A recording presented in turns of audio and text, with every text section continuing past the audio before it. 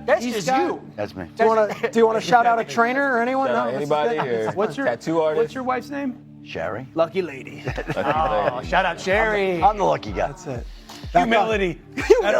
Back on Get Up. Let's run through a segment we call Fact or Fiction.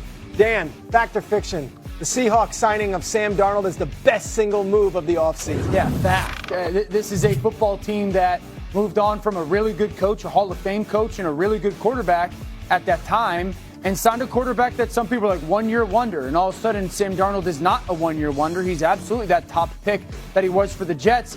They've got one of the best big play offenses in the NFL with him and JSN. And this is a team that a lot of people are sitting there going, legit Super Bowl contender. Saved a little bit of money, added a pick, and got better. I love that, Shefty. Daniel Jones is at home saying, what about me, guys? Fact or fiction? Jackson Smith-Njigba is the best wide receiver in the NFL. Hawk. It's a fact. I mean, the dude is balling 9 games, over 1,000 yards. We talk so much about A.J. Brown in the season where he has 400.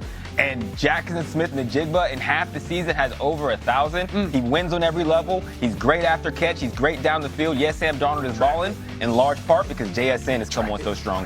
He's so good at tracking the ball. Will Compton, fact or fiction? Matthew Stafford is the league MVP right now.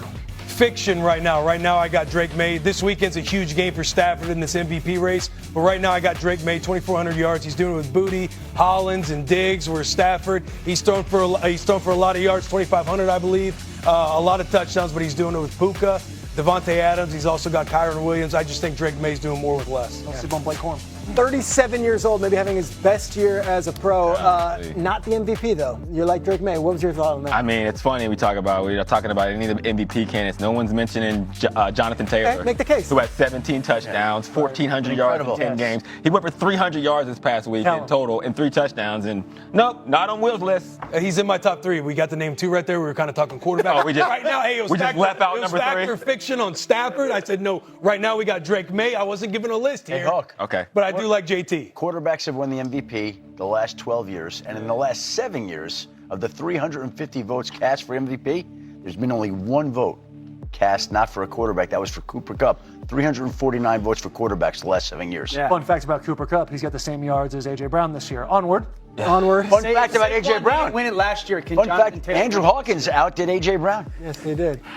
Back to Stafford. Numbers-wise. Let's not get too distracted. Let's get back to Stafford. Dan Orlovsky, you got some tape. Let's go. Let's break it down. A little Rams offense here. Yeah, so one of the things about this Rams offense is it has the least amount of negative plays in the NFL. Now, part of that is because the run game is a really simple run game. They get into their multiple tight ends, and they're going to run what we call duo. Let's just be really efficient.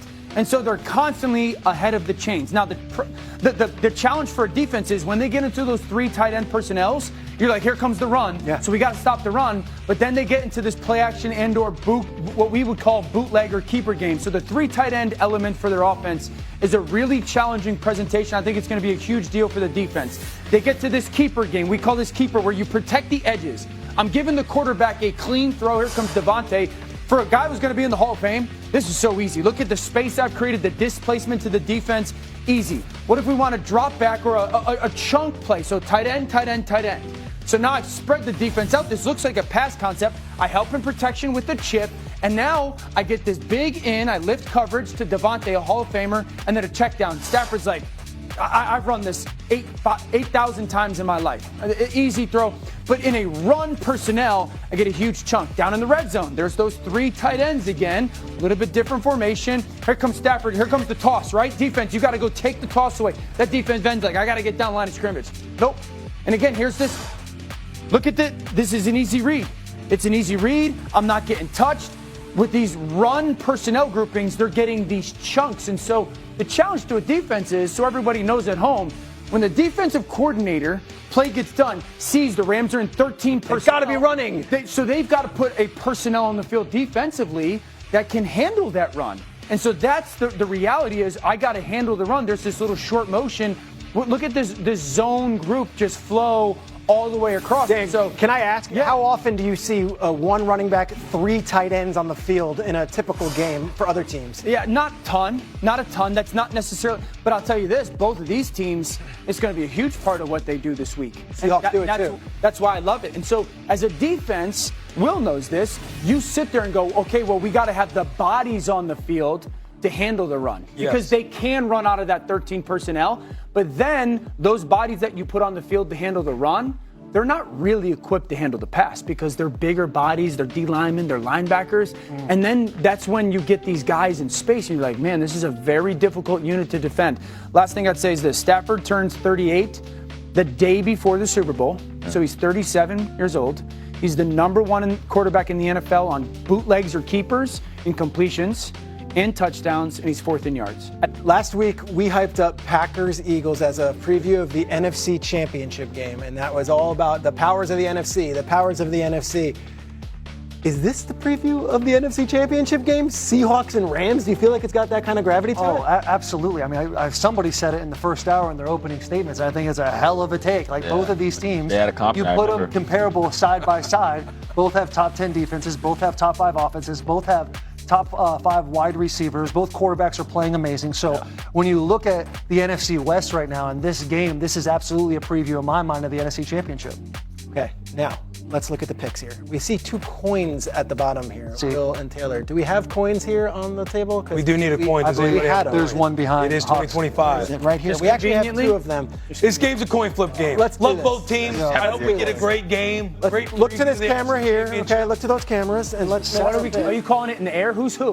Why are we flipping 2 coins? Let's go heads. Because we have They different. each We're gonna- have- Yeah. If so, We're if different possible. people. You're not a group. Same bus. I think heads Okay. are Rams and Hawks. Thought you were like Millie are Vanilli. tails. Nice. Hawks, tails, Okay. Rams, heads. You go first. Hawk Rams and are tail. heads. Hey, boys, ain't no curses. Yes. Oh, that's a good. Oh, that's a good one. Spin. I wish we had the close up on That's that. an elite. Seahawks. Sammy D. Jayden. Yo, that's an elite flip right That there. was next. Taylor, Hey, move on. There's no beating that. Okay. I'm also going to Seahawks. Seahawks. I'm also going to Seahawks. It was tough for me. I know, dude. That flip might have just lost them the game. Yeah. no. Hey, but your flip was so good. Mine's canceled out. Now we're Do we back have a to graphic that 50-50 can game. like flip that coin to a Seahawk? No, Yeah. maybe next segment. We're gonna get That it. was a Friday Night Lights type of spin. That was it. That was good.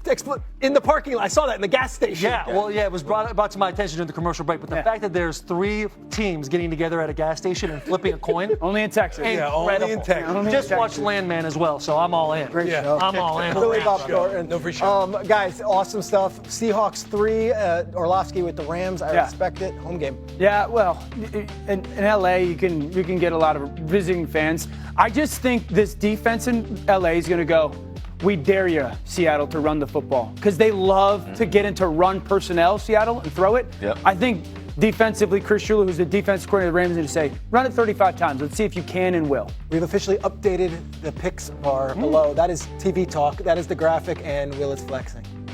Coming up, high stakes in the Mile High City. The Chiefs, AFC West dominant.